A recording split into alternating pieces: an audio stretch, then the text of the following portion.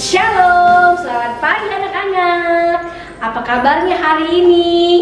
Ya, Ibu Yana berharap anak-anak semua dalam keadaan sehat-sehat ya. Soalnya setelah kita mau liburan.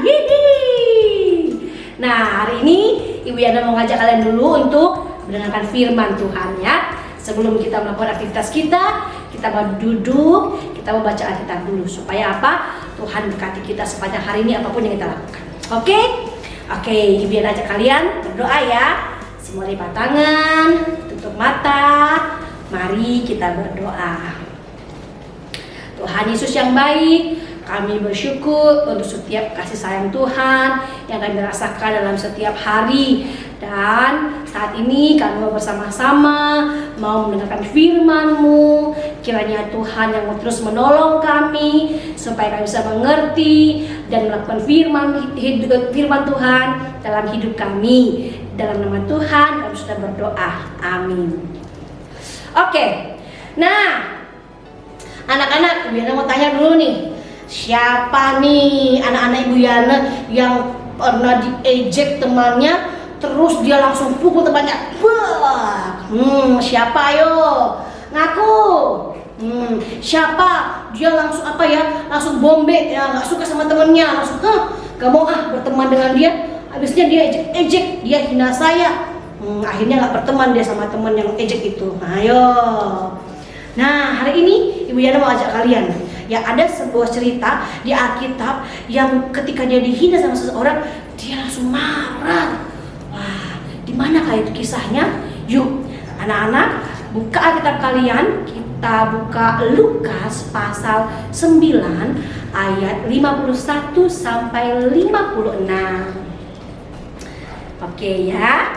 Kita buka ya, Lukas pasal 9 ayat 51 sampai 56. Semuanya sudah dapat? Oke, yuk kita baca sama-sama. Ibu Yana baca, kalian juga baca dengan suara yang keras. Oke? Siap ya? Baik. Nah, judulnya adalah Yesus dan orang Samaria. Ketika hampir genap waktunya Yesus diangkat ke surga, ia mengarahkan pandangannya untuk pergi ke Yerusalem, dan ia mengirim beberapa utusan mendahului dia. Mereka itu pergi lalu masuk ke suatu desa orang Samaria untuk mempersiapkan segala sesuatu baginya. Tetapi orang-orang Samaria itu tidak mau menerima dia karena perjalanannya menuju Yerusalem. Ketika dua muridnya yaitu Yakobus dan Yohanes melihat hal itu, mereka berkata, "Tuhan, apakah Engkau mau supaya kami menyuruh api turun dari langit untuk membinasakan mereka?" Akan tetapi ia berpaling dan menegur mereka. Lalu mereka pergi ke desa yang lainnya. Nah, demikianlah cerita kita hari ini ya. Nah, anak-anak semuanya, suatu ketika dalam cerita ini Yesus bersama dengan murid-muridnya mau pergi ke Yerusalem. Ya, tetapi mereka harus melewati kota Samaria. Nah, lalu Tuhan meminta utusannya untuk mempersiapkan ya, mereka pergi ke desa tersebut dan mempersiapkan untuk penginapan ya, untuk mereka makan. Nah, tapi ternyata anak-anak mereka tidak diperbolehkan untuk singgah di sana. Malah mereka diusir. Sana pergi, jangan ke sini, gitu ya. Waduh, mendengar itu ya, dua murid Tuhan Yesus yang bernama Yakobus dan Yohanes langsung marah dia. Nggak suka dia. Wah, kenapa nih ya? Mentang-mentang ya ini Tuhan Yesus loh yang mau lewat ya ke kota Samaria. Kok bisa-bisanya ya? Ini penghinaan betul nih. Lalu kemudian mereka bilang sama Tuhan, Tuhan Yesus, kita lihat ya di ayat ke-50 54 nih. Lalu dia bilang, "Tuhan, apakah Engkau mau supaya kami menyuruh api turun dari langit untuk membinasakan mereka?" Nah, ini perkataan mereka ini bukan hanya untuk menakut-nakuti ya, tapi benar-benar membabat habis membinasakan mereka semuanya. Waduh, mereka marah, anak-anak semua ya, mereka jengkel, kok bisa-bisanya seperti itu ya. Lalu kemudian apa kata Yesus? Yesus berpaling dan menegur mereka.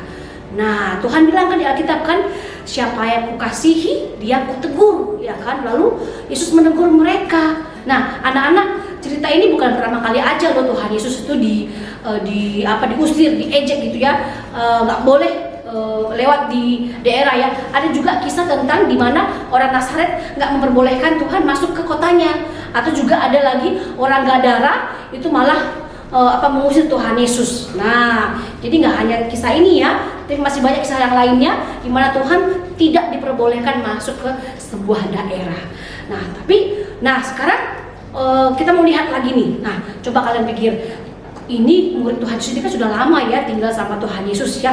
Ya kan pasti mereka sudah tahu kan ajarannya Tuhan Yesus, bagaimana mereka harus mengasihi ya orang yang sudah melakukan hal yang jahat kepada mereka. Pasti mereka sudah tahu dong, tapi mereka malah, kenapa mereka masih marah ya? Mereka tidak mengasihi ya orang yang sudah melukai mereka. Padahal Tuhan Yesus tidak pernah mengajarkan pada mereka untuk membalas kejahatan dengan kejahatan, malah justru harus apa? Harus dikasihi ya, membalas kejahatan dengan kesabaran, dengan kasih, kebaikan kepada semua orang, meskipun itu orang yang sudah melukai kita. Nah, anak-anak, apa yang kita bisa pelajari dari kisah ini, dari cerita ini? Nah, yang pertama nih, kalian nih kalau ditegur nih mungkin sama orang tua gitu ya, anak-anak jangan langsung marah ya, terus langsung benci kepada orang tua, menganggap bahwa wah, orang tua ini nggak sayang sama aku, terus melihat tuh temanku tuh orang tuanya sayang nih, aku nggak disayang ya. Nggak boleh begitu ya, nggak boleh langsung menilai bahwa mama papa itu jahat, mama papa tuh nggak sayang sama aku ya. Anak-anak harus melihat ya dengan pasti, apa sih alasan mama dan papa menegur aku, ya kan?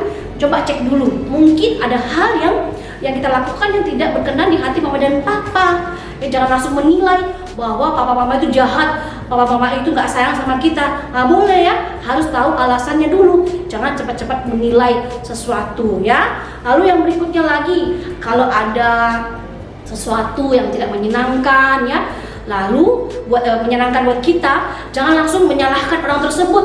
Lalu ya, ini orang ini jahat nih, nggak boleh ya. Tapi kita juga harus mau melihat apa sih kehendak Tuhan dalam hidup kita, apa sih yang Tuhan mau kita lakukan dalam hidup kita. Lalu kemudian apa sih hal yang terbaik yang harus kita lakukan yang sesuai dengan kehendak Tuhan. Yang pastinya kita harus minta hikmat dari Tuhan. Jangan cepat-cepat ambil putusan yang salah ya. Jadi harus minta hikmat dari Tuhan untuk mengambil keputusan kalau kita ada masalah, ada sesuatu hal yang terjadi dalam hidup kita. Oke, kalau begitu. Ibu Yana berharap kalian bisa melakukan firman Tuhan hari ini.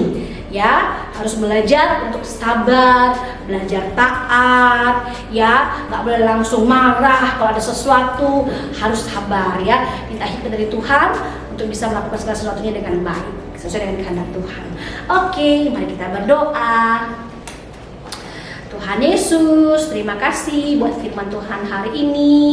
Biarlah kami terus mau diajar untuk menjadi anak yang taat, menjadi anak yang sabar, setia kepada Engkau, sehingga hidup kami menjadi berkat bagi banyak orang. Terima kasih Tuhan Yesus buat hari ini.